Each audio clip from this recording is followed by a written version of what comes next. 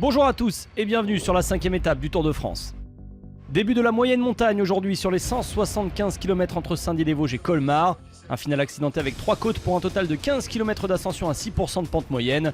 Le peloton filera ensuite vers la ligne pour une explication entre sprinteurs qui passent plutôt bien les bosses. Julien Alaphilippe peut encore être de la fête aujourd'hui, le maillot jaune sur les épaules, le coureur de la Deceuninck Quick-Step peut finir avec les meilleurs, s'imposer, voire même conforter son maillot. Le peloton laisse dans la difficulté les baroudeurs s'extirper en début d'étape. Ils sont 4 à l'avant avec des habitués venus grappiller les poids pour le maillot de meilleur grimpeur, notamment Tim Wellens, le porteur du maillot, mais aussi Simon Clark, Mats Wurz ou encore Tom Scullins. À l'avant du peloton, les coéquipiers chez Bora de Peter Sagan dictent le tempo, suivi d'un coureur de Deceuninck Quick-Step et d'un Sunweb. Les équipes des favoris pour la victoire d'étape se découvrent. Le peloton joue avec les échappés durant les 3 quarts de l'étape. Jamais plus de 3 minutes d'avance aujourd'hui pour les fuyards. Leur sort semble entendu. Dans la première difficulté classée en deuxième catégorie de ce Tour 2019, la côte du Haut-Königsbourg, Tim Wellens fait l'effort pour passer en tête et prendre 5 points afin d'assurer son maillot pour encore une journée. À l'avant, le premier à lâcher dans l'échappée, c'est Mats Wurz dans la côte des 3 épis. Et dans le peloton, les sprinteurs explosent les uns après les autres. Groenewegen, Viviani, Evan, Christophe. Le duel Matthews-Sagan à l'arrivée commence à prendre tout son sens.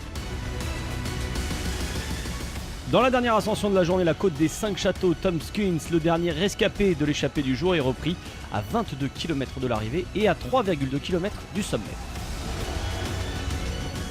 Rui Costa, le portugais de l'équipe UAE Team Emirates, tente sa chance en solitaire dans les 10 derniers kilomètres sur les longues lignes droites en entrant dans Colmar.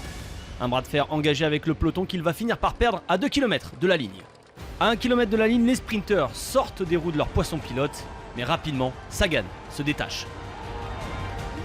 Wout van Aert in the white jersey, Bosenhagen is out of it, Trentin now goes, Sturven shoulder to shoulder, it is Sagan in green, Van Avermaet battling, Peter Sagan, he gets the dozen, it's win number 12.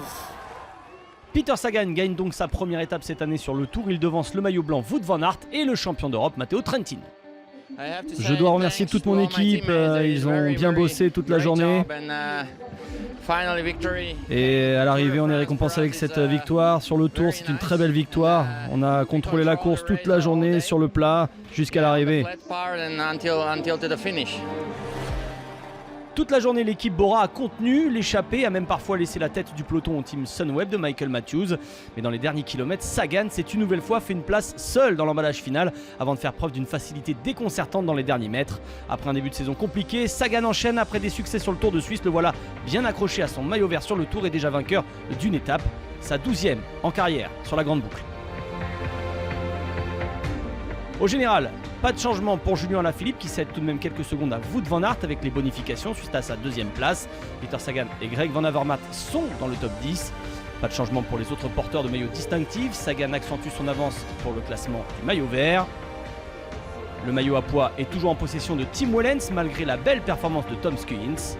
Enfin, Wout van Aert gagne quelques secondes sur Egan Bernal au classement du meilleur jeune.